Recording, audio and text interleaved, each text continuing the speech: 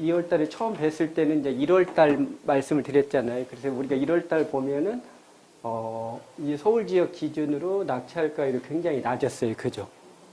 이러면 아주 좋은 거거든요. 작년 1년 전에 비해서, 그때는 거의 80% 했잖아요. 그런데 올 1월 달에는 60%대에서 이건 아주 개인적으로는 저한테는 이게 이제 바람직한 현상이었는데, 딱 설이 지나고 나서 다시 시장이 움직여가지고, 지난달 통계가 85%인데, 이거는 요 2010년 이후에 초유의 일이에요. 요 어느 때도 요 85%를 넘긴 적이 없었거든요. 이것도 이상 과열이었다는 거예요, 2월 달이.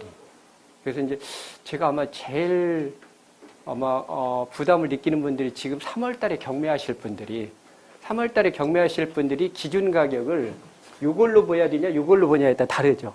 아마 그래서 지금 요 3월에 경매하시는 분들 곤혹스럽지 않겠냐. 근데 아무래도 사람 심리가 가까이 있는 게 영향을 많이 주겠죠.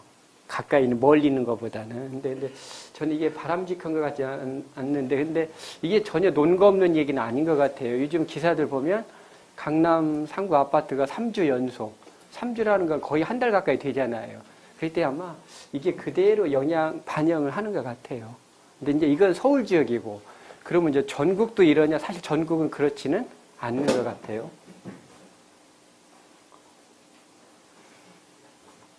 이게 이제 전국인데, 전국도 1월달 69%에 비해서는 2월달에 좀 오르긴 올랐지만, 아까 서울처럼 이렇게 막 급등하지는 않았다라는 거고, 아마 이제 여기가 맞는 것 같긴 한데, 여하튼 서울 지역은 지난달 85%는 저도 이걸 어떻게 설명해야 될지 참 곤혹스럽기는 해요. 여하튼 지난달 서울 지역에서는 이상 과열은 맞다. 이제 오늘은 이런 내용에 대해 준비를 했어요. 이제 지난 시간까지는 우리가 이제 모든 경매 물건에 적용되는 보편적인 권리 분석에 대해서 알아봤다면, 오늘은 지금 방금 제가 예를 들은 두 가지 종목들의 공통점이 있죠. 아파트와 상가. 이거의 공통점은 어떤 게 있어요? 이 물건들의 공통점은 단독 주택이 아니고 집합 건물이라는 거죠. 집합 건물이라는 얘기는 무슨 얘기냐면, 등기부 등본이 원래 우리나라 법제는, 우리 민법은 등기부 등본이 두 가지가 존재하죠. 토지 등기, 건물 등기가 별도로 존재하잖아요. 근데 이 집합 건물, 이 두 등기가 하나로 합체했다는 거예요. 합체. 그래서 집합 건물을 우리가 등기부 등본 열라면 하나만 나오죠. 집합 건물 등기부 등본이라고. 그래서 이제 이런 경우에 이처럼 아파트라든가 연립 다세대 또는 상가, 오피스텔 등을 우리가 통칭해서 집합 건물이라고 하는데, 이런 물건에 경매에 참여하시는 분들은 전통적인 권리 분석 위에 우리가 두 가지를 더 들여다봐야 할 게 있더라고요. 하나는 우리나라는 선분양제도가 있잖아요. 선분양제도. 그래서 이제 선분양제도의 좋은 점이 아주 많이 있는데, 단점도 몇 가지가 있는데, 그 중에 하나가 뭐냐면, 우리는 선분양, 이제 아파트를 완공하기 전에 미리 조기에 분양을 하죠. 이제 그러다 보니까는 적재한이 그 아파트를 분양하시는 분이 토지에 대해서 완전히 등기가 정리되지 않은 상태에서 경매 넘어오는 경우 있어요. 이런 거 우리가 법률 용어로 대지권 미등기라고 하는데, 이처럼 대지권이 아직 정리가 되지 않은 상태에서 건물은 등기가 됐죠. 그랬더니 건물이 경매로 넘어, 내가 건물을 낙찰받았을 때 건물은 온전하게 재산권 행사하는데 이론이 없는데, 문제는 이 땅 부분에 있어서 아직 지적정리라든가 또는 분쟁 때문에 등기가 아직 마무리되지 않은 상태에서 내가 건물만 덜컥 낙찰받으면 나중에 이 땅 관리는 추후에 또 법적 분쟁이 있지 않을까. 대표적인 게 추가 부담인 거죠. 토지 매입비용을 추가로 내지 않을까 가장 큰 관심사이고 우리가 경매 조심해야 될 부분이거든요. 근데 실제 이제 결론을 이야기하면 거의 대부분은 이 건물이 주된 권리고 땅은 종된 권리라고 하더라고요. 그래서 건물만 낙찰받아도 이 토지는 따라오기 때문에 우리가 특별히 토지 매입 비용을 별도로 들지는 않는다고 그래요. 단 이제 등기를 하려면 등기 비용은 이제 부담을 하더라도 토지 지분 가격을 낙찰 가격에 별도로 뭐 몇 천에서 몇 억을 따로 추가 부담한다. 이건 이제 차츰 경매 사고가 되니까 이제 그렇지는 않는다고 그래. 이제 그게 하나 우리가 조심해야 되고, 그리고 또 하나는 경매가 넘어오는 순간 점유자들이 이제 그 도덕적 해이에 빠진대요. 이제 무슨 얘기냐면 두 가지를 안 낸다는 거예요. 일단 임차인이 월세를 안 내기 시작해요. 그리고 그 다음에 이 월세는 임차인만 해당되죠. 그런데 아파트에는 임차인만 사는 게 소유자도 거주할 수 있죠. 아파트나 상가는 소유자된 임차인이 이분들이 또 뭘 안 내냐? 관리비를 안 낸다는 거야. 관리비. 그런데 현재 우리는 월세는 어떻게 되어 있냐면 반드시 내게 돼 있죠. 그래서 월세는 이제 차감하게 돼 있는데 오늘 제 강의는 관리비에 대해서 한번 알아보자는 거죠. 그래서 먼저 이건 제가 실제 이제 우리나라 수도권 지역에서 있었던 아파트라든가 상가들의 관리비 내역인데요. 도봉구 쌍문동에는 어떤 아파트는 관리비가 650만 원 밀려 있고, 그 다음에 이촌동에 있는 삼성 아파트에 대해서 2천만 원. 여기 가까워 멀지 않는 데는 삼성동에 있는 아이파크 아파트는 2,500만 원. 그 다음에 뭐 성남시 중원구에 있는 아파트형 공장에는 4천만 원. 그 다음에 뭐 남양주 평내동의 상가 1억. 고양시에 있는 상가는 무려 5억. 이거는 낙찰가가 아니고 여기에 밀려있는 관리비 금액을 얘기해요. 관리비를. 예.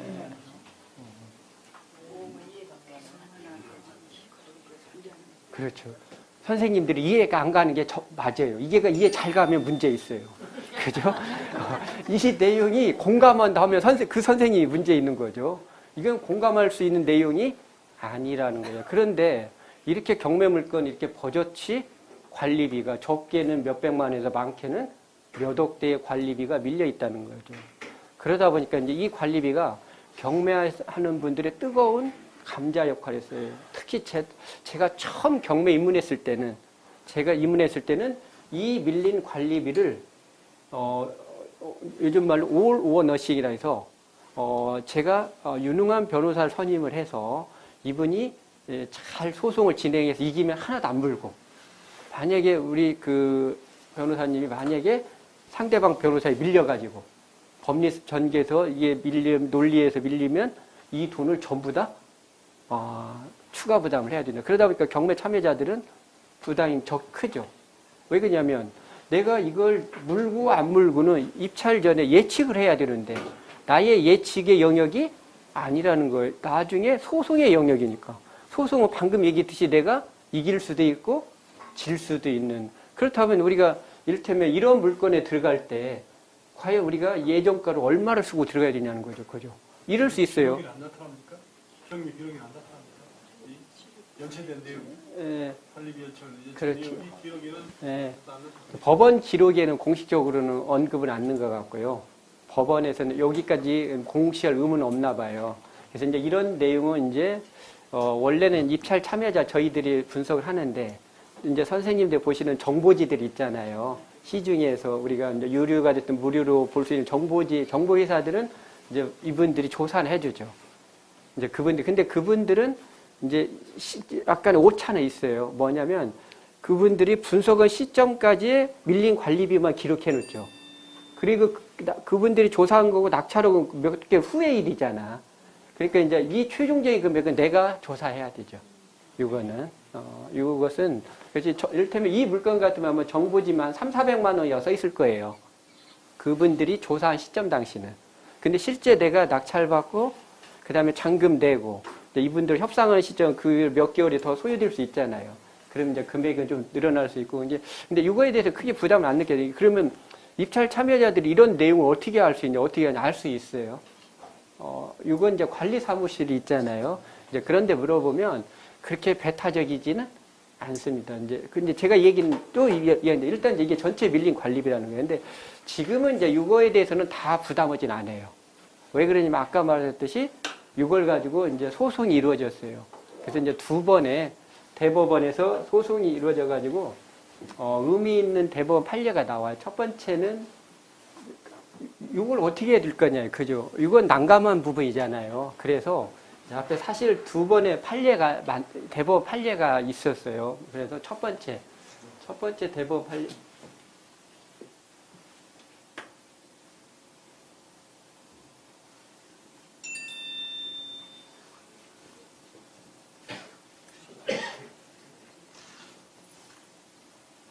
2001-8677이라는 요 판례가 어떤 의미가 있냐면, 전에는 앞에 여기에서는 제가 다 물어주거나 하나도 안 물어줄 수 있는 두 가지 게임이 있었다고 했잖아요.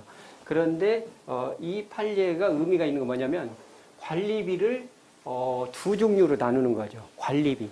여기 건물 제가 예를 들게요. 이건 우리가 지금 2층이잖아요. 이것은 이 건물의 전체가 아니라 일부잖아요. 구분이죠. 이제 우리가 여기에 오려면은 1층에서부터 계단이라든가 엘리베이터라든가 이런 공용 부분들이 있을 거 아니에요. 그래서 이처럼 집합 건물은 반드시 이 전유 부분하고 공용 부분으로 나눈다는 거죠. 전유 부분과 공용 부분.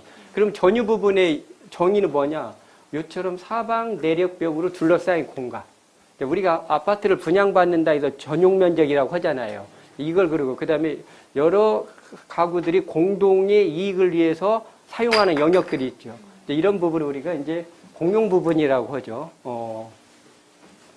그래서 여기는 이제 요 전유 부분, 공용 부분 이렇게 나누고, 그러면 아까 관리비에서 요 공간의 사용함으로 인해서 덕을 본 사람이 있잖아요. 그래서 우리는 상식적으로 어떤 특정 영역을 이용해서 덕을 본 사람이 거기에 대해서 비용을 부담을 해야 되죠. 이걸 우리가 이제 수익자 부담주의 또는 이용자 부담주의라는 말 쓰잖아요. 그러면 이 전유 부분은 사실 여기에 임차인이 됐든 소유자가 거주해 사용했던 거죠. 그래서 이제 그분이 부담을 해야 되잖아. 근데 문제는 그분들이 경매라는 미명하에서 부도가 났다라고 손을 들어버린 거라는 거죠. 즉 자기가 부담할 경제적 능력이 없다라고 한다는 거예요. 그래서 이 부분은 누가 승계받냐면 그분들을 집단지를 관리한 입주자 대표에 있죠. 그분들이 전유 부분의 관리비는 승계받고, 그다음에 공용 부분은 이 공용 부분 반드시 이 아파트 전체 또는 상가 전체를 위해 필수 불가결한 비용이잖아요. 이것을 어느 누구도 나는 여기 이용하지 않았다고 부담을 하지 않으면 안 된다라는 거야. 그래서 이 부분은 꼭 지치를 해야 된다 해서 이 부분에 한해서 특별 승계인인 매수인 낙찰자가 부담을 하라는 거죠. 그래서 이제 이 판례는 이게 의미가 있어요. 아까 말한 듯이 아파트에 밀려있는 모든 관리비를 부담했었잖아요, 전에는. 부담하거나 부담하지 않는 둘 중에 하나였는데, 요 판례 오면은 우리는 밀린 관리비 중에서 어디만? 공용 부분에 한해서만 부담을 하면 된다라는 거죠. 공용 부분. 그래서 이제 우리가 이 판례 이후에는, 전체 아까, 요 내용 중에서, 이제는 우리는 이제 여기 있는 거죠. 요 밀려있는 게 예를 들면 4천만 원이다. 그럼 우리는 4천만 원을 다 부담하지 않는다는 거예요. 여기에서 공용 부분만 부담을 해야 돼요. 부담만. 하는 게 이게 이제 이 판례의 의미가 있었고, 그 다음에 이제 두 번째로, 이제 이 판례에 한계가 또 있었대요. 연체 관리비 위한 그 판례를 좀 뽑아줍니까? 예. 직접 민원. 아니요, 그러지 않고 집에서도 뽑을 수 있어요. 요 판례 치면. 그 남발을 몰라가지고. 아니, 요거. 요렇게. 이제 이것보다는 이제 지금 제가 이건데 요걸 빼세요, 요게. 이게 더 최신이니까. 요거. 사건 남발을 모르는데 어떻게. 요거 이게 낫죠. 사건 거네요. 예, 요거. 2004-3598. 요것을. 그러면 이제 이 판례가 아까 이론 그 전에 우리가 다 물어주거나 하나도 안 물어주는 것에 비해서는 이것은 진보인 거죠. 예. 그런데 또 이 판례에 한계가 있다라는 거야. 뭘 이때 당시 재판할 때 우리가 간과한 게 있었냐면, 지금 우리 강의에는 주제 중에 하나가 그냥 관리비가 아니라 밀린 관리비잖아요. 그럼 여기 밀린 연체에는 뭐가 내포되어 있어요? 연체료. 이자가 들어있다는 거예요. 이자가. 그런데 잘 아시다시피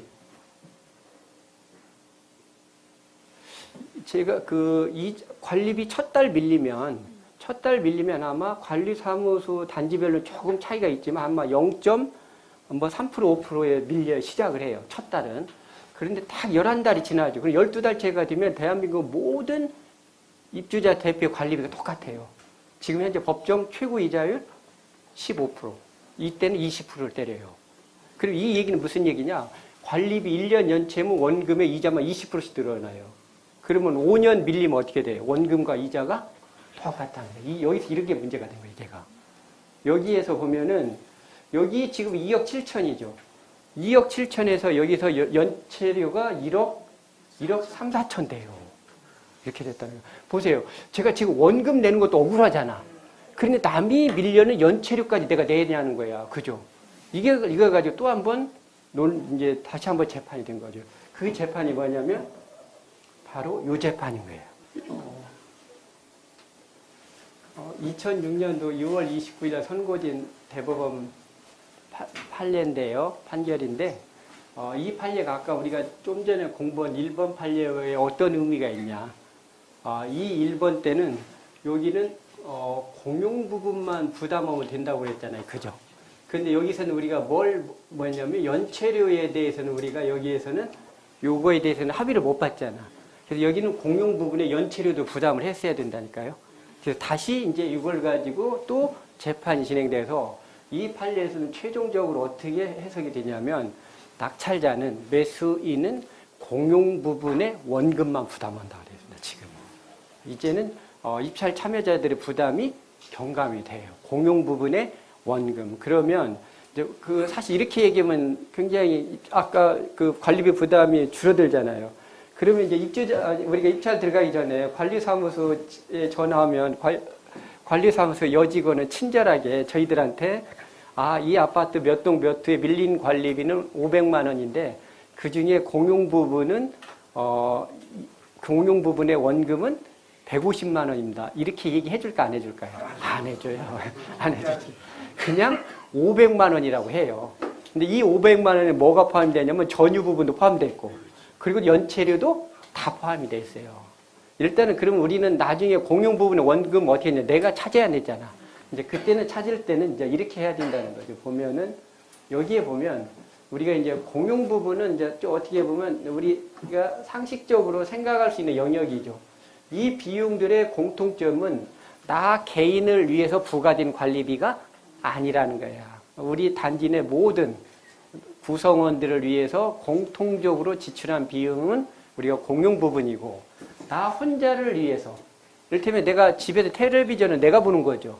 이런 각각의 비용들은 우리가 전유 부분이라 해서 이것은 낙찰자가 매수인이 부담하지 않는다는 거야. 이런 공용 부분. 이제 그리고 또 하나 팁이 있어요. 아까 얘기했는데 입주자 대표에 있는 아파트 관리사무소 또는 뭐 입주지원센터라고 요즘 그렇게 용어도 바뀌긴 했더라고요. 거기에 계시는 분이 우리한테 친절하게 공용 부분의 원금만 얘기해 주진 않는데 그분들이 통상적으로 이렇게 얘기해요. 우리 지금 현재 거주하시는 분이 300만 원의 관리비가 밀려 있습니다. 이 300만 원은 전유 부분 포함되어 있는 겁니다. 그리고 이자도 포함되어 있다니까요. 그러면 이제 이걸 우리가 공용 부분만 알려면 어떻게 해야 되냐면 일단은 아파트 같은 경우 세대수가 영향을 미치는 것 같아요. 제가 경험한 바에 가면 세대수가 최소 600에서 700세대 이상 있죠. 이런 세대수는 아까 그 공용 부분이 한 30, 40% 해당돼요. 30, 40%. 근데 반면에 내가 낙찰받은 물건이 세대수가 적은 데 있죠. 일단 뭐 2동짜리들, 통상적, 그럼 대개 이게 세대수 200세대 내의잖아. 이런 물건들을 보면 한 60, 70% 된다는 거예요. 그럼 이제 우리가 이렇게 하면 나중에 거의 비슷하다는 거죠. 그 단지 내 전화했더니 관리비 300만 원 밀려 있다고 더 이상 얘기 안 해줘. 그럼 우리는 아파트 세대수는 알 수 있죠.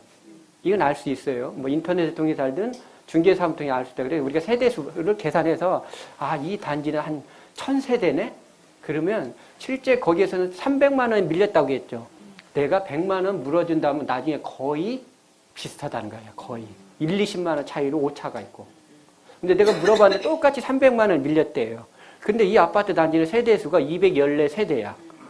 그러면 여기는 200만 원 정도 물어준다고 생각하면 나중에 낙찰받고 일단 정산할 거 아니에요. 그러면 한 180에서 220 사이 나오는 것 같아요.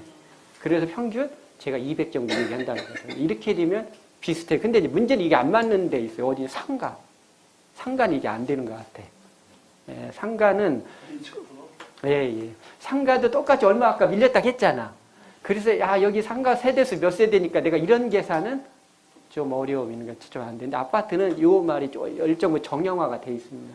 이제 상가는 덜 돼 있고 그리고 또 반대 해석을 하면 아파트는 정형화가 돼 있기 때문에 깎기가 어려워요. 어렵다는 거야. 이를테면 무슨 얘기냐? 내가 협상의 귀재야. 내가 달변가라는 거죠. 그래서 여지껏 나오고 이 얘기해가지고 나한테 넘어오지 않는 분이 없어요. 그래서 아파트 관리비 밀리는데 아파트 관리소장하고 협상해가지고 내가 그분을 설득해가지고 그분이 500만 원짜리를 막 100만 원을 깎아줄 수 있느냐?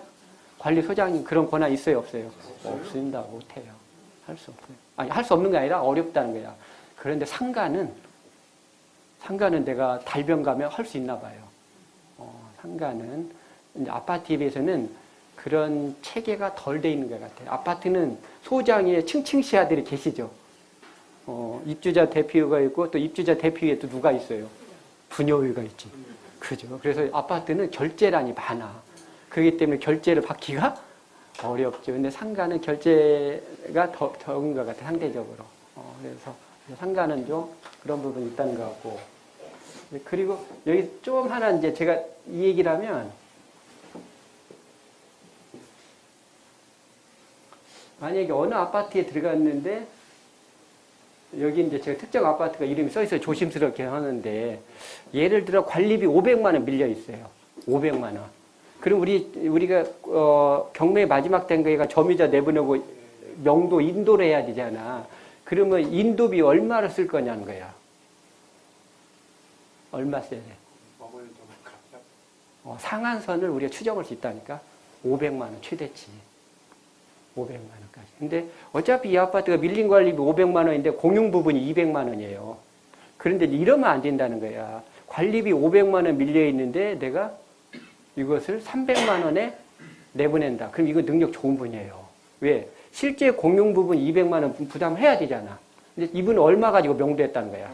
100만 원. 이것은 대단한 거예요. 100만 원 가지고. 그런데 이제 더 심한 분이 있어. 200만 원 이하로 명도하겠대.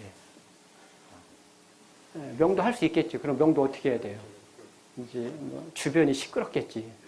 시끄럽고 그다음에 이제 그분이 하나 놓친 게 있죠.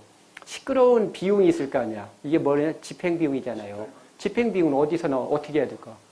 내 주머니에서 나와야 될 거 아니에요. 근데 이분이 그건 생각하지 않는다는 거야. 제 얘기는 무슨 얘기냐? 관리비 500만 원 밀려 있다고 하면은 이 돈을 너무 억울해하지 마시고요. 어차피 200은 내가 물어줘야 되잖아요. 그러면 결국 이 사람이 300을 하는 거잖아. 그럼 이렇게 하면 된다는 거야. 그죠? 제가 전달한 메시지는 이거죠. 근데 이것을 왜 내가 물어내냐? 물론 우리나라 법에 물어내라는 규정은 있어요, 없어요?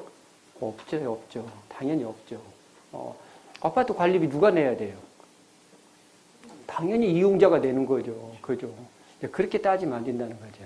왜 그러냐면 대법원에서도 공용 부분은 부담을 하라고 돼 있고, 그리고 또 그분하고 협상이 안 되면 그분 이제 제가 여기 실제 여기 사례가 있어서 제가 얘기를 하지 않겠는데, 요 사례 중에 하나가 실제 관리비를 전부 부담하는 조건으로 명도한 사례가 있어요.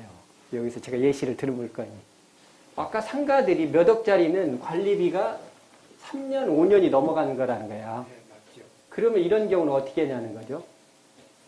공용 부분에 대해서 무한대로 부담하는 게 3년분만 돼요.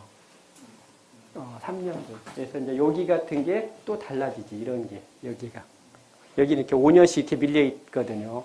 그러면 이 부분을 또 우리가 공용 부분을 원금만 낸다 해서 5년씩 내냐? 그건 아니라는 거지. 3년분만. 그래서 이런 경우 있을 거예요. 아마 선생님들, 저도 마찬가지고, 관리비를 이게 몇 년 또 밀려, 이건 알려주잖아요. 그러면 이렇게 얘기한다는 거예요. 5년분 밀려 있다고 그래요. 5년분. 그러면 우리는 거꾸로 얘기하면은, 지금으로부터 5년이면은, 뭐, 2016년도, 2015년도, 2014년도분은 우리가 내야 되겠죠.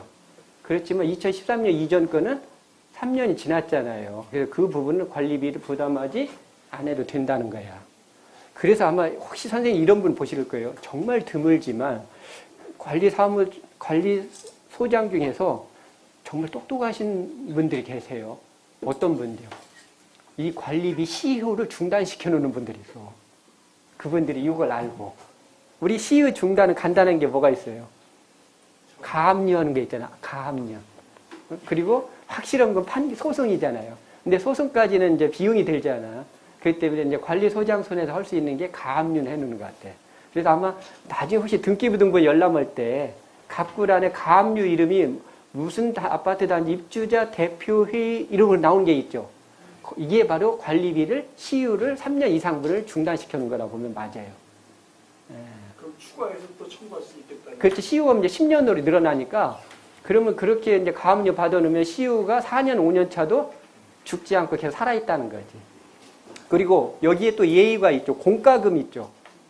도시가스, 수도요금, 전기요금 있죠. 이건 낙찰자가 전에 부담하지 않습니다. 왜? 이 세 공과금은 글자 그대로 이용자가 부담해야 되죠. 예를 들면 도시가스요금, 겨울에 난방해야 되잖아요. 그 다음에 수도요금이라든가 전기요금은 누가 썼냐면 이건 공공의 이익을 위해서 부과되는 관리비가 아니라는 거죠. 그래서 공용 부분은 부담하지 않습니다. 쉽게 예를 들어 이런 거예요. 지금 이제 그런 게가 덜할 텐데 제가 전에 공장 경매할 때 제가 이런 얘기 듣고 처음에 제가 곤혹스러웠어요. 공장이다 보니까 지금 영업 많죠. 부도나서 그 공장 가동하지 않은 지가 수개월이 지났어요. 그러다 보니까 여기에 한 잔에 전기 5천만 원이 밀려 있더라고. 5천만 원이. 그래서 저는 이제 낙찰받고 공장을 가동을 해야 되잖아요. 공장은 제일 가동이 전기가 들어오야 되잖아. 근데 한전에서 전기 공급을 체납을 이유로 저 단전을 해놨어요. 그래서 한전 측에 전기를 연결해야 될 때 담당자가 뭐라고 얘기해요? 그렇죠. 밀린 거 내면은 연결해 주겠다는 거야. 근데 지금 이 말이 지금 제 한 말이 맞아요, 틀려요? 틀린다니까 안 된다니까 지금은.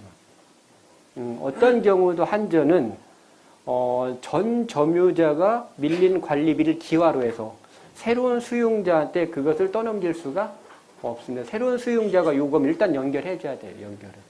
연결해서 공장 가동을 하게 해야 되지 전 점유자가 전기료를 밀렸다는 기화로 해서 그분의 밀린 전기료를 당신이 변제하면은 전기료 연결해 주다. 그러지 못하게 되습니다. 똑같은 게 수도도 마찬가지고.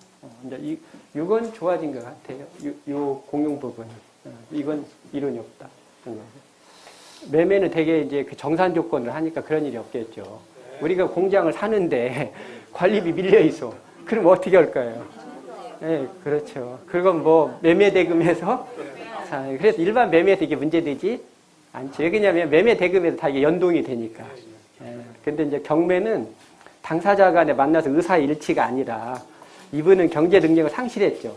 이제 낙찰자 일방이기 때문에 이거는 법률 규정이라는 거야. 우리 경매는 이제 방금 여기 들은 거예요. 이제 합리적인 사람들끼리 만나서 이렇게 원만하게 대화로는 얘기가 잘 진행이 안 되는 경우 있잖아요. 그렇기 때문에 이분들이 이렇게 관리비를 과하게 밀려놨죠. 만약에 이게 일반 매매라면 아까 우리가 이런 걸 염려할 필요 있어요, 없어요? 없습니다. 이를테면 아이파크 1억 밀려 있어요. 전혀 걱정 아이파크 매매금 30억이래요. 29억 주는 거죠. 그렇지 않습니까? 그렇기 때문에 일반 매매에서 이게 문제될 것이 없죠. 왜냐하면 당사자 간에 만나서 의사의 합치 과정이니까. 그래서 뭐 관리비가 5억이 밀렸다니 5억 밀릴 수 있어요. 좋다 이거예요. 내가 정상적인 매매 대금에서 이걸 청산하니까. 근데 경매는 이렇게 하는 게 아니기 때문에 이걸 어떻게 할 거냐는 거예요. 이 밀려있는 관리비를. 이제 그래서 아까 이제 그런 법이 관여를 해요. 그래서 공공 부분은 정산을 하자. 그 대신 공용 부분에 대해서는 낙찰자가 부담을 하자. 그래서 이제 아까 선생님이 질문한 게 좋은 질문이에요. 이런 분도 제가 보셨어요. 왜 공용 부분도 부담을 하냐는 거예요. 그죠? 공용 부분도 왜 부담하냐는 거죠. 일견 맞을 수 있잖아요. 아니, 그렇죠. 그렇죠. 맞아요. 내가 낙찰받고 잔금 낸 이유는 다 부담하는 건 이론이 없는데 당연하지만 내가 재산권 행사하기 전에 발생한 관리비를 전유 부분, 공용 부분 나눈 것 자체도 이해를 못하겠다는 거 아닙니까? 그죠? 아니, 우리가 전기세에서 이게 전유 들은다, 공용 들은다 하는 분이 있어요? 없는 거잖아요. 그런 걸로는 당신들의 편이 된 거잖아요. 이렇게 주장할 수도 있어요. 낙찰자가. 그런데 그때 대법관이 그 낙찰자를 설득한 논거가 뭐예요? 이 공용 부분은 특정인의 이익을 위해서 부과되는 게 아니라 전체 관리비의 공공의 이익을 위해서 부과되기 때문에 만약에 이 부분에 대해서 당신이 경제 능력을 상실했다고 공용 부분을 부담하지 않으면 어떻게 돼요? 아까 복도의 비상구의 계단은 멈춰야 된다는 거죠. 그죠?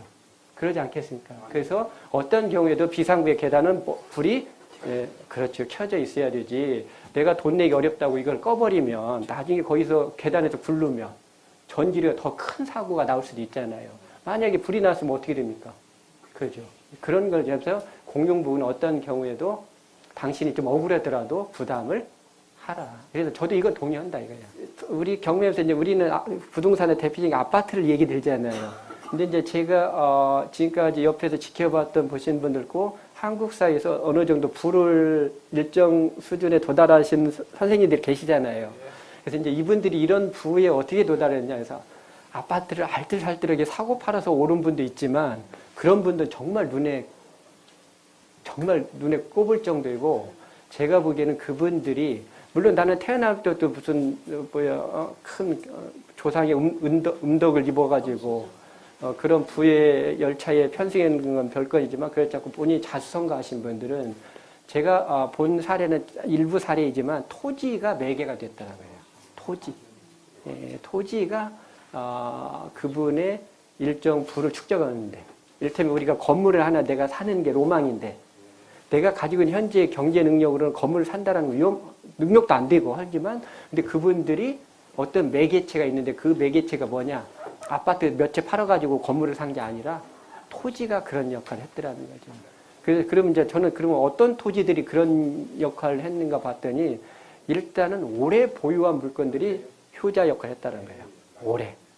오래 가지고 있고 그리고 오래 가지고 있는데 또 평수도 큰 거. 이게 이제 제가 아주 원시적인 이야기지만 손에 1억이 있을 때 용인에 100만 원짜리 논을 100평 살 것이냐 강원도에 가서 10,000원짜리 10,000평 살 것이냐 어떤 거 해야 돼요? 용인에 가서 100평 사야 돼? 강원도에 가서 10,000평 사야 돼? 네? 어디가 뛸지 모르잖아요. 강원도 꼴짝이에다가 싼 거 사가지고 그거 뭐 팔리지도 않은 거. 그렇게 말씀하시면 오늘 수업이 안 돼요. 강원도 땅이 돈 된다고 해야 제가 그 다음 수업을 진행하지.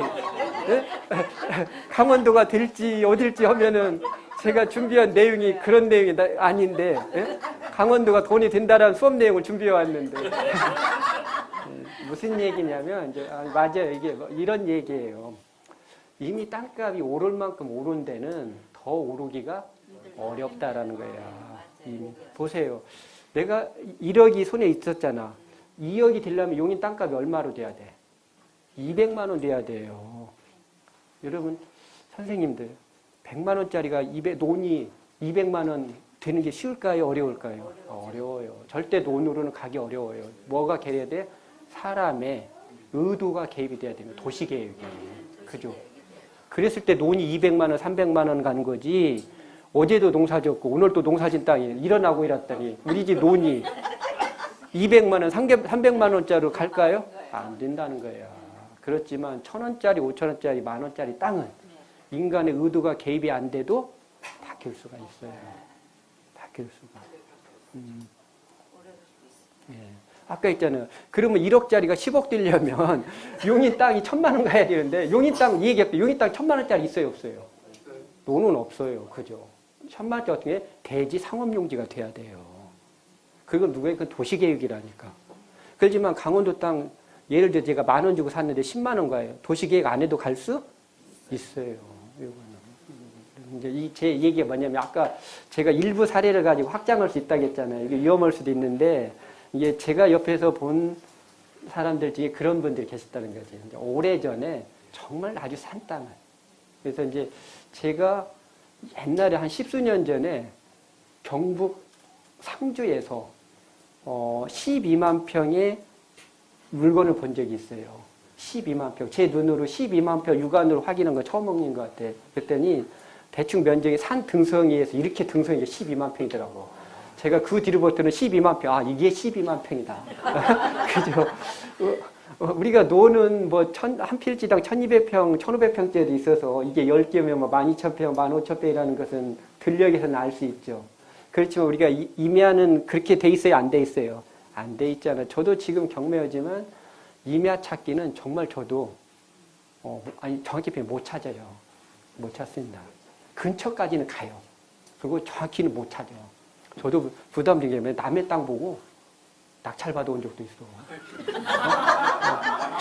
저건 줄 알았더니 나중에 잘 아는 분인 것 같더니 남의 거라는 거야. 임야는 그렇다니까. 특히 임야 작은 것들은. 그래도 아까 심의반평은 대충 눈 가리면 되지만 거기서 300평을 찾겠어요? 가평구 북면에 가서 못 찾아요. 더군다나 그것을 지도 보니까는 누가 잣대로 그냥 탁탁 잘도 그어놨더만. 그죠? 산에 가보니까 잣대를 그은 자리가 없어. 그죠? 근데 지도에는 누가 이렇게 줄도 잘 그어놨는지 몰라요. 그죠? 그런데 그 중에 하나가 경매 나왔다니까?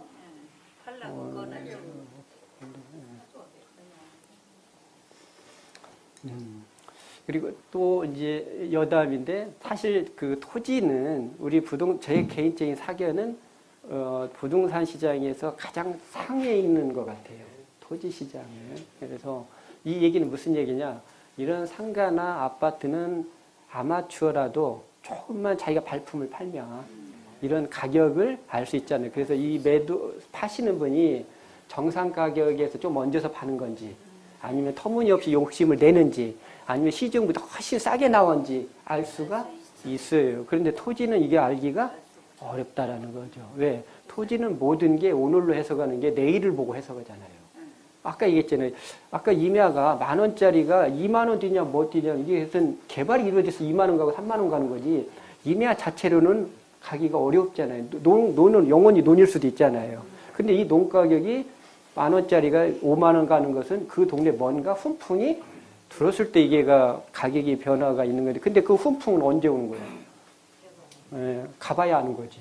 그리고 또 이게가 또 사람이 하는 일이죠. 그래서 그 정책 결정자들의 위치에 따라서 이 개발이 빨리 될 수도 있고 개발이 숲으로 될 수도 있고 아니면 세워라 내워라 할 수도 있고 그래서 이제 이런 부분 때문에 우리가 토지 시장에 대해서는 일반인들이 사실 쉽지는 않아요. 저도 마찬가지고. 근데 이제 제가 옛날에는 정말 토지의 토자도 모를 때는 제가 토지 하시는 분들을 좀 색안경을 끼고 또 그분들하고 가까이하지 않았어요. 왜 그러냐면 방금 제가 얘기했듯이 그분들은 정말 이게 좋은 땅이라고 소개를 하는데 제 눈에는 농사 짓는 땅이 안 보인다는 거예요. 제 눈에는. 그죠? 근데 그분들한테 이 땅이 뭘로 보여요? 아파트 단지가 들어설 거예요. 제가 1년에 땅값이 10배 뛰는 걸 봤어요. 어디에서? 세종시에서. 세종시. 연기에서 2002년도 대선이 있었죠. 대선이 있고 취임이 2003년도 이제 2월 달에 취임식을 하셨죠. 그래서 이제 그때 되니까는 이제 대선 과정에서는 논란이 분분했지만 일단 대통령이 되니까 이제 그때는 수도 이전은 떨어지더라도 아무튼 세종시에 뭔가 해야 되잖아요. 물론 그때는 세종시는 아니었지만. 그래서 그때 저희가 이제 공주 지원이 관할이었어요. 그때 당시 2002년도 당시 공주 지원에 가면 논밭은 공주 지원 관내에 나온 논밭은 평균 2천에서 5천이면 낙찰을 다 받습니다. 2천에서 5천. 2천만 원, 5천만 원. 그러니까 공주 거기 나온 게 필지들이 나온 게 이제 한 필지는 몇 평짜리도 있고 좀 큰 것도 있고 그러겠죠. 여하튼 이제 낙찰가 기준으로 평균 한 2천에서 5천만 원이면 저희들이 낙찰을 받았는데 1년 후에 갔더니 그래도 똑같이 2천에서 5천만 원 가져오라고 하더라고 현지에서. 그런데 1년 후에는 그게 계약금이 돼요. 1년 전에는 그게 잔금이었거든. 1년 지나도 똑같은 돈을 가져오래. 뭘로? 계약금으로. 그래서 비춰봐가지고 평택은 어떻습니까? 평택을 말씀하신다면. 평택도 좋죠. 근데 이제 평택도 물론 그 사이에 많이 오르기도 했는데 그래도 아직은 완성형은 아니죠. 이제 정점까지는 안 간 것 같아. 이제 평택도 정말 뭐 눈을 비비고 볼 정도로 많이 오르긴 올랐는데 그래도 평택이 정점은 아닌 것 같아 아직은. 왜 그냥 고덕도 더 이제 삼성에서 올해 저기 하는가요? 제가 작년에 갔을 때만 해도 한참 기초조사 기반에 하고 있었고 해서 이제 그렇게 되고 협력업체들이 세팅이 되고 그리고 이제 그 잘 아시다시피 땅 가격은 내가 위치에 있는 거리하고 비례하는 거죠. 그리고 거꾸로 가격은 거리와 반비례하는 거잖아. 여기 기점으로서 가장 먼저 오를 동네가 어디? 화성이겠죠. 용인 화성이죠. 그 다음에 어디로 가요? 평택으로 가는 거겠죠. 그 다음에 평택 땅값이 부담스러우면 서산 당진은 가는 거겠죠. 서산 당진도 부담스러우면 이제 우리 동네 가는 거예요. 새만금. 새만금. 네, 새만금. 근데 토지는 산지와 농지로 나뉘죠. 산지와 농지는데 토지든 상지든 권리 분석은 하지 않습니다. 권리 분석은 안 해요. 이게 달라. 왜? 권리 분석은 어떤 때냐면 점유자가 있을 때 하는 거거든요. 근데 토지든 산지든 점유자가 있지는 않죠. 경작자는 있어도 점유자는 없죠. 그래서 토지나 산지는 저희들이 경매계에서는 권리 분석하지 않고 바로 물건 분석으로 가요. 물건 분석. 이 땅이 미래에 얼마나 가치를 갈 수 있는지 이제 그렇게 하는데, 그런데 우리는 산지에서는 이게 하나 조심해야 될 게 있더라고. 산지는 권리 분석이 하나가 아직도 남아있는 게 있어요. 뭐냐면 분묘. 그래서 이제 분묘는 원래 내가 토지 임야를 1000평을 낙찰받았어요. 그 안에 분묘 2기가 있어. 실제 이 분묘가 차지하는 면적은 30제곱미터도 안 돼요. 근데 내가 1000평을 낙찰받았잖아. 그러면 이 분묘 땅도 내가 받은 거라니까. 근데 이 분묘가 소지하는 이 30평은 내가 재산권 행사를 못 한다는 거예요. 이게 이제 우리는 뭐냐면 관습법의 일유형에서 분묘 기지권이에요. 또 이 분묘 기지권이 우리한테 두 가지 불편한 게 있어요. 두 가지. 하나는 원래 법정 지상권은 존속기간 있죠. 존속기간. 근데 이 분묘 기지권은 성립 유형에 따라서는 존속기간이 영원한 게 있어요. 영원히. 특히 분묘가 2001년 1월 12일 이전에 조성된 분묘는 다 영원해요. 2001년 1월 10일 이전에. 근데 이제 2001년 1월 13일 이후에 조성된 분묘에 한해서는 최장 60년이지만 그 전에는 그 후손이 계속 이 분묘에서 제사를 하겠다라면, 차례를 지내겠다라면 토지주가 인위적으로 분묘를 이장을 못 한다는 게 하나이고, 그 다음에 이제 내 땅에 남의 건물이 있으면 그래도 지류를 받을 수 있잖아요. 근데 분묘는 원칙적으로는 지류가 안 된대요. 물론 이제 아까 시유치된 이런 경우 내 땅에다가 분묘를 설치하고 토지 이장할 때, 이 새로운 토지를 매매할 때 새로 사는 사람한테 분묘 이전에 대해 협의 없이 그냥 매매되는 경우 있죠. 이런 경우에 이제 분묘 기지권이 이제 이때는 지류를 내야 된다는 것 같아요. 이때는 이제 그 분묘 사용료를 내지만 그렇지 않은 다른 아까 유형들이 있죠. 그런 경우에는 우리가 토지에 대해서 재산권 행사도 못하고 땅값 사용료도 받지 못한다. 그래서 이제 우리가 분묘가 있을 때는 이제 경매에서도 조심하라는 거고, 임야는 그것만 이정 청구에 소가 안 됩니까?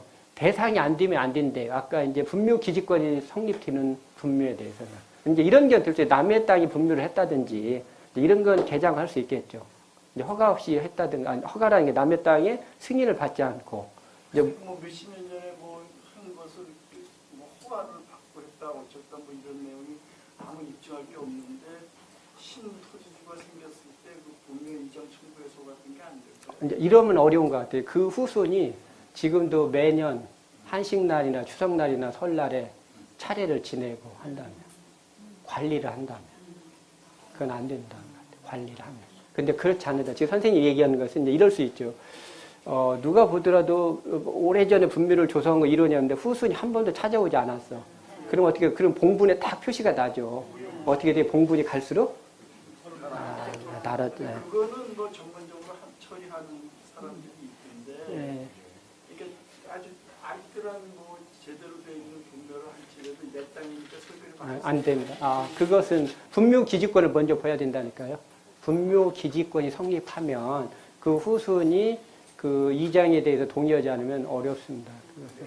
무효고 분묘로 이렇게 판정이 생각이 됐을 때 어떻게 돼요? 그건 돼요. 그것을 지자체에다 개장 신고를 하고 신문 공고. 우리가 아침에 조간지 보면 분묘 개장 공고 꼭 광고 나오잖아요. 바로 그런 절차를 받게 돼요. 일간지 반드시 2번 이상의 공고를 하면 개장할 수 있습니다.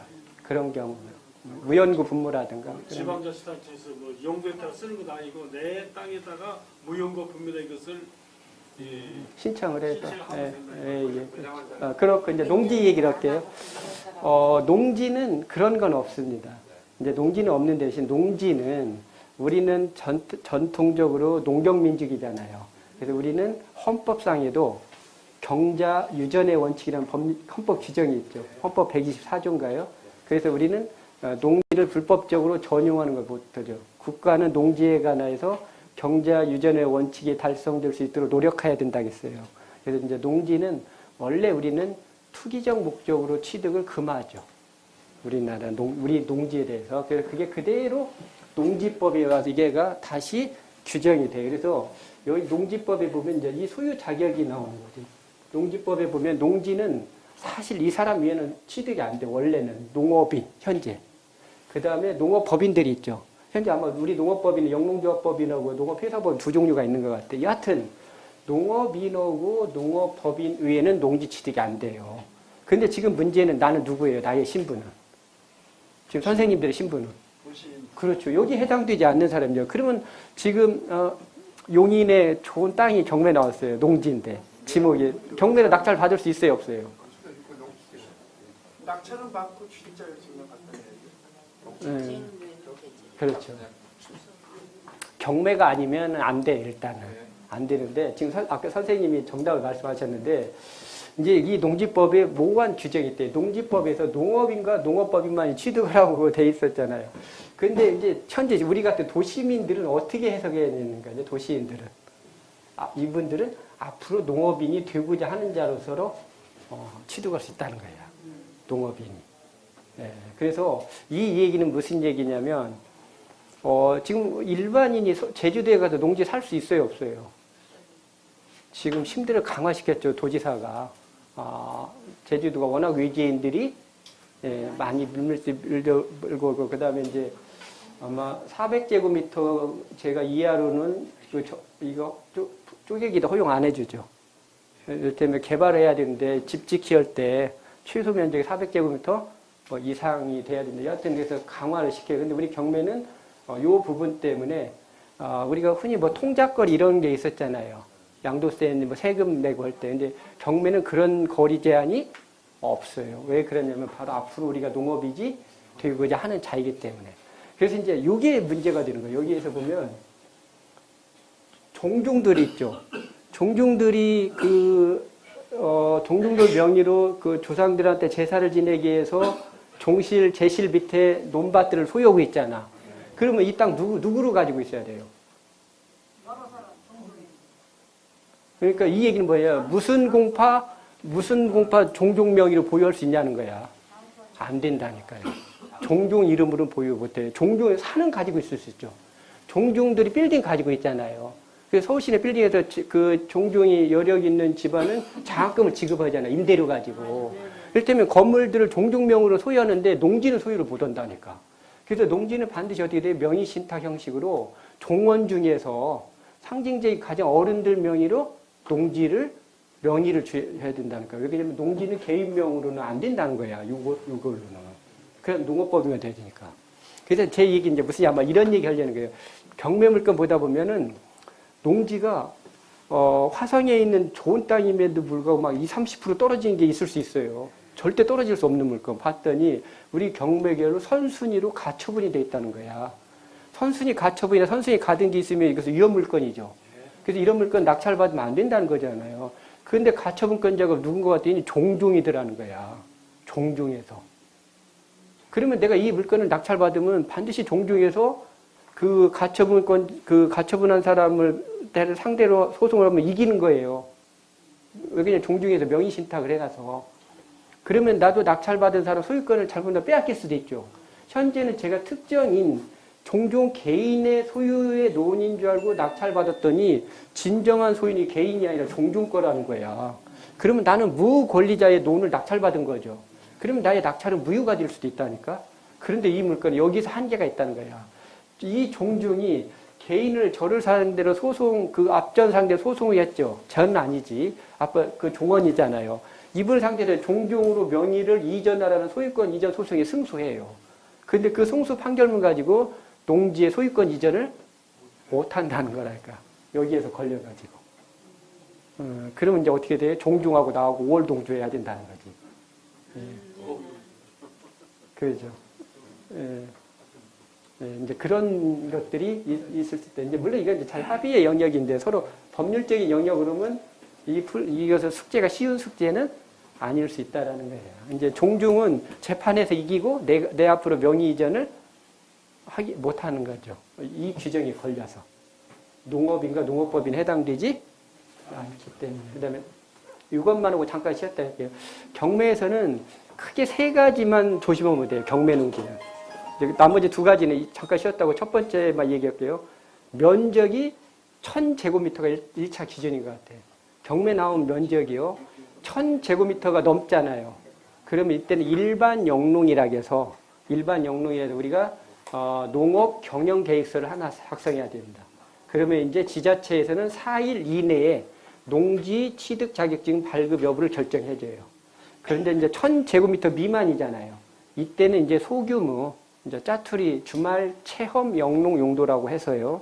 이런 경우에는 농업 경영 계획서 없이 농지 취득 자격증의 신청서만 작성하면 이틀 이내에 발급해줘요.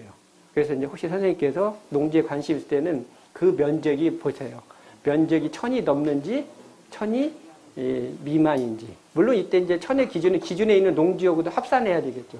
이제 생애 최초로 했을 때는 문제인데 기존에 내가 500제곱미터를 가지고 있는데 이번에 경매 나온 게 600제곱미터야. 그러면 이 600만 보면 주말 체험 영농인데 기존에 500하고 합산이면 1100이 되잖아요. 이런 경우는 일반 영농이라는 거예요. 결국 제 얘기는 무슨 얘기냐. 우리 경매에 있어서 농지는 면적 제한이 없어요. 경매에서 취득한 농지는 면적, 그렇지. 네. 제 얘기는 핵심 그거라는 거죠. 우리 경매에서는 농지 취득의 제한, 농지 취득 면적의 제한은 없다. 거리의 제한도 없다. 아까 선생님이 말씀하셨듯이요. 우리 경매는 이제 농지 취득 자격증명이라고, 이게 저희들의 가장 아킬레스건이에요. 일명 농취증이라고 하는데, 왜 그러냐면, 원래 이 농취증은 경매만 필요한 게 우리나라 모든 농지 거래에 필요하죠. 다 필요해요. 경매만 있는 특이한 고유의 현상이 아니라 우리나라 농지 거래하면 모두 다 농지 취득 자격증명을 제출해야 되는데, 문제는 우리가 경매나 아니 일반 매매나 공매에서는 이 농지 취득 자격증명의 법적 성질이 등기 요건이에요. 등기. 이게 언제까지만 준비하면 되냐면 잔금하고 등기하는 날까지. 근데 우리가 통상적으로 계약 기간할 때 등기 잔금 날이 한 달, 두 달 충분한 시간적 여유가 있죠. 그래서 이걸 농지 취득 자격증명 발급받는데 큰 문제가 없는데, 경매는 농취증이 등기 요건이 아니라 매각 허가 요건이라는 거야. 매각 허가. 그런데 매각 허가는 며칠만 하냐면 7일이거든요. 7일. 그래서 농취증을 일주일 이내에 우리가 발급을 받아야 돼요. 그래서 근데 지금은 이게가 괜찮아요. 왜 그러냐면 아까 얘기했듯이 우리는 농취증 신청일부터 가장 오래 걸리는 거 며칠 걸리냐면 4일이 걸리거든. 그렇기 때문에 이 4일을 충분히 지킬 수 있는 날이죠. 근데 지금은 요게 때문에 문제가 되지는 않아요. 낙찰 받으면 어디로 가면 되냐면 읍면 동사무소 또는 시군 군청 농지 담당자한테로 바로 가면 돼요. 그러면 그 간 날부터 4일 이내에는 돼야 된다니까. 그래서 지금은 7일을 지키는 거는 시간적으로는 문제가 이제 없다라는 거고. 그럼 만약 낙찰을 받아놓고 저게 허가를 못 받았을 때는 어떻게 됩니까? 이제 그러면 이제 요게 기다려요. 전국에는 58개의 경매 법원이 있어요. 그럼 단 하나도 예의 없이 불허가가 돼요. 불허되면은 손해는 안 봅니까? 이제 그 다음 얘기가 중요하죠. 이제 불허가만 되면 괜찮을수요. 그러니까 불허가가 되면 낙찰이 무효가 되잖아. 그러면 보증금을 돌려받게 돼 있거든요. 근데 여기는 특별 매각 조건이라고 해서 보증금을 몰수해 버린다는 거야. 그러니까. 네, 이제 이걸 조심해야 되지. 그래서 이것은 특별 매각 조건이기 때문에 반드시 이런 경매 물건에는 법원에서 공고를 하게 돼 있어요. 매각 물건 명세서 하단에 비고란에 뭐라고 했냐면 농지 취득 자격증명 제출요 기한 내 미 제출 시는 매각 불허가하고 보증금 몰수 이런 말이 써 있으면 몰수예요. 이런 말이 없으면 돌려줄 수 있다는 거야. 이런 말이 없으면 돌려줄 수 있는데 이런 말이 있으면 몰수할 수 있다는 거예요. 그래서 지금 아마 우리 선생님하고 저하고 이야기를 할 부분 이 부분이잖아. 우리가 지금 경매한 이유는 주말 체험 용로했던 한때는 경제적으로 좀 집가 상승을 얻기 위해서 들어간 거지. 있는 보증금 난리로 경매하시는 분은 없잖아요. 그래서 이제 우리는 어떻게 하면 이제 이런 걸 당하지 않을 거냐. 이제 그거에 대해서 남은 시간 동안 같이 알아보겠습니다. 보면 이제 이게 신청서예요. 모든 농지를 취득하면 읍면 동사무소에 이게 빛이 되어 있습니다. 그래서 뭐 이건 작성하는 건 크게 어렵고 인적사항 쓰시고 그리고 보면 우리가 이제 취득자의 구분에서 처음에 사니까 우리 신규 없으면 그 다음에 이제 경매 낙찰받은 소재지 쓰고 그 다음에 이제 취득 원인은 우리는 이제 이건 경매지 경매를 쓰고 그 다음에 목적은 이제 1000제곱미터 이상이면 농업 경영 1000제곱미터 미만이면 주말 체험 용로 이렇게 쓰시면 되게 그럴 것 같아요. 1000제곱미터 미만일 때는 그 다음에 이제 1000제곱미터가 넘으면 이제 농업 경영 계획서 하고 이 부분은 혹시 공직에 나가시거나 하면 조심해야 될 것 같아요. 농업 경영 계획서 쓰실 때는 혹시 자녀분들이 나중에 뭐 청문회를 앞두고 있다. 그러면 이제 연구지 없는데 농지 취득하면 어떻게 돼요? 근데 그때는 욕을 잘해야 될 것 같더라고. 이제 요 칸을 잘 써야 될 것 같아. 연구지 없는데도 농업할 때 자기가 농사 짓는다고 하면 돼, 안 돼? 이건 거의 걸려요. 그죠? 그래서 지금 현재 뭐 이제 고위 공직자인데 되게 그러면 이제 고용한다고 해야 되겠지. 위탁하고. 그러면 연구지 없는데 꼭 농지 취득한 게 나쁜 건 아니죠. 이건 자기가 양심적으로 얘기한 거잖아. 그런데 연구지도 없는데 저희가 아무리 봐도 이분은 정말 고위 공직에서 바쁘신 분인데 자기 노동력으로 농사를 짓겠다고 했어. 이런데 우리는 이제 이분의 이제 양심을 의심을 받을 수 있지. 그래서 여기는 이제 이렇게 하지 마시고 그냥 솔직하게 그렇게 해야 되지. 그다음 이제 무스갯소리지만 농업 기계 장비의 보유 현황에서 여기다가 콤바인 한 대, 트랙터 한 대, 이항기 한 대 이렇게 쓰면 살림하기 어려워요. 왜 그러냐면 이런 장비 보유하기서 아까 비닐하우스 또 사야 되잖아. 그지 그냥 여기는 그냥 간단하게 우리가 알고 있는 그런 농기구 소시랑 한 자루, 호미 두 자루 이렇게 쓰는 게 낫지. 여기다 무슨 트랙터 콤바인 오면은 안 된다. 아니 될 수는 있지만. 그다음 이제 또 이게 우리한테는 유리한 규정이 뭐냐면 모든 농지에 농지증이 필요한 건 아니고요. 아마 선생님 이런 게 있어요. 요건 우리는 경매에서 이걸 적어줬죠. 도시계획구역 내의 농지일 때는 비록 농지일지라도 농지 취득 자격 증명을 요구하지 않습니다. 그럼 이제 도시계획구역 농지는 우리는 어떤 거냐? 바로 농지 전용에 대한 협의를 갖춰서 주거라든가 상업, 공업지역 비 도시계획시설 예정지로 지정 또는 결정돼. 이게 뭔 말이에요? 택지개발지로 지정된 거예요. 요즘 말로는 뭡니까? 보금자리라든가 신도시 있잖아요.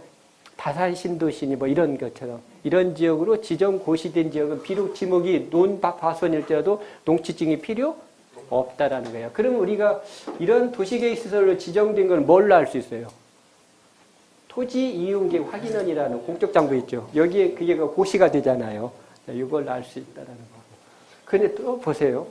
그러니까 선생님이 그 똑같은 농지에 가서 법원별로 농지증이 전용에 대해서 농지증을 요하는 데도 있고 요하지 않는 법인데 이것도 또 법원별로 또 약간 해석상의 차이가 있는 것 같아요.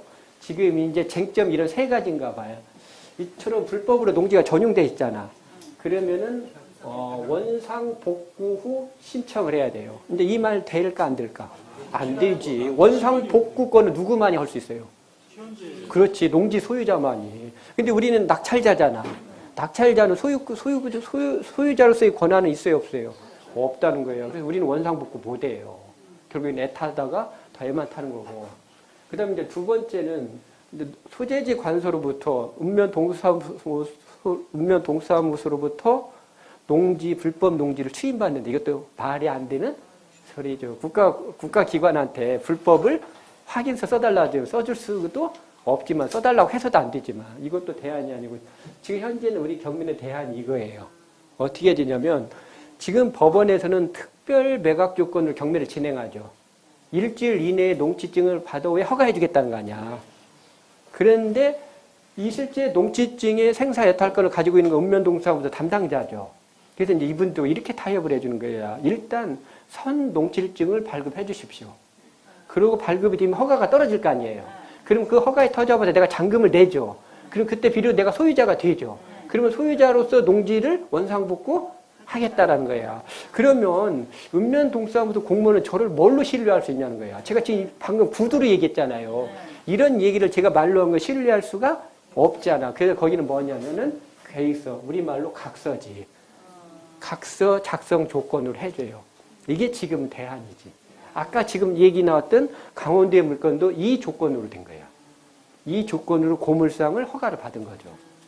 근데 그건 다 해준다는 얘기죠. 원상복구 계획서를 써내면 해주기로 돼 있다도 아니고 담당 공무원에 따라서 해줄 수도 있고 안 해줄 수도 있다 아니겠어요, 저거?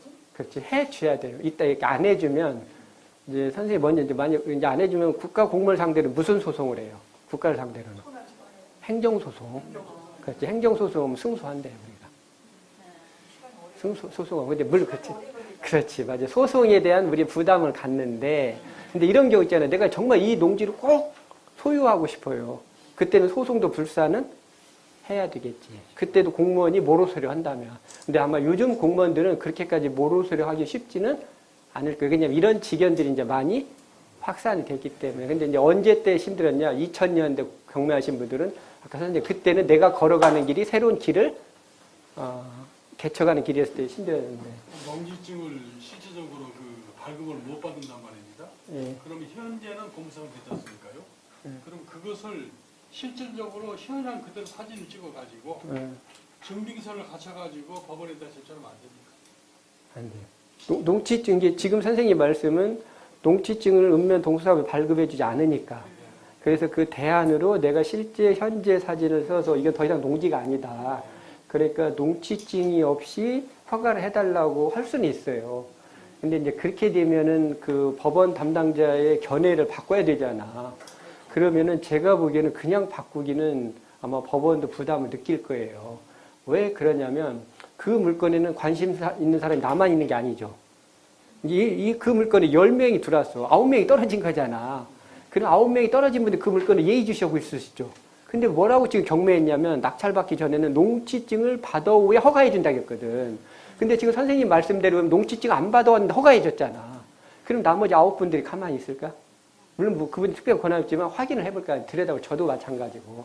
그래서 그런 경우는 법원도 부담을 느낄 수가 있어요. 법원 하면 저 이렇게 할 거예요. 이렇게는 할 수는 있지. 허가는 못 해주고 불허가는 하잖아. 불허가는 하는데 보증금 몰수해야 되잖아요. 몰수하지 않고 보증금 돌려줄 수는 있을 수 있겠죠. 지금 선생님 말하면 허가는 안 될 것 같아, 저는. 허가해주면 형평에 어긋나잖아요. 왜? 매각물건 명세서 본인 스스로 공지를 했잖아. 농지증을 받아 후에 허가해준다 했잖아요. 근데 농지증 없이 허가를 해준다는 것은 법원의 공시를 스스로 부정하는 거게 되기 때문에 제가 보기에는 아마 허가는 어렵고 대신 보증금 몰취에 대해서는 그 부분에서는 법원이 재량의 영역으로 돌려주든지 뭐 이렇게는 할 수는 있을 것 같은데. 꼭 돌려준다는 보장도 그것도 없고요. 그래서 이제 지금 이제 이렇게가 이게 대안인 것 같아요. 이렇게. 다시 한번 얘기하면 원상복구 계획서를 작성하고 그러면 이제 농지증을 제출해 허가가 떨어지잖아요. 그럼 그 허가에 터잡아서 한 달 이내에 잔금을 내고 그리고 이제 합법적으로 이제 복구를 하든지 이제 이렇게 해서 재산권 행사를 하면 될 것 같고. 이게 이제 부산 고등법원에서 나왔던 이제 결론인데 이것만 얘기하러 올게요. 뭐라고 했냐면 소송을 했더니 지금 불법으로 형질 변경이 됐다는 이름의 농지증을 반려해줬잖아. 그랬더니 그분이 이 반려하면 안 된다는 거예요. 이 반려를 불허가하면은 보증금 몰수될 수 있잖아요. 그게 아니고 이분이 소송할 때 결국 법원에서 어떻게 했냐면 농지 취득 자격 증명이라는 것은 발급받으려는 사람의 자격을 증명하는 것으로서 이때 발급은 그 담당자가 행정처분이 발급할까 말까 이런 고민의 영역이 아니라는 거야. 이런 경우에는 불법 형질 변경이 됐든 어쨌든 어떻게 돼요? 농지증은 발급을 거절하면 된다 안 된다? 안 된다는 거야. 발급해야 된다는 거예요. 이게 리딩 최초의 판례예요. 언제? 2006년 12월 22일 날. 이날 이후로는 불법으로 형질 변경된 농지도 발급해줘야 돼요. 아니라니까. 잔금 못 내고 오는 거죠. 왜 그러냐면 이제 농지증을 못 받아온 상태에서 법원에 이걸 소송을 하고 경매 집행 정지를 거는 거지. 중지를. 왜? 중지를 하지 않으면 내가 낙찰이 무효되니까. 이 소를 제기하면 소 제기 증명을 법원에 제출하면 경매 절차가 거기에서 멈추니까. 예, 그렇게. 그러고 여기서 승소하고 그 다음에 농지증 받아다가 이제 허가가 되고 잔금 그때 이후에 낸 거죠. 예, 그래서 지금은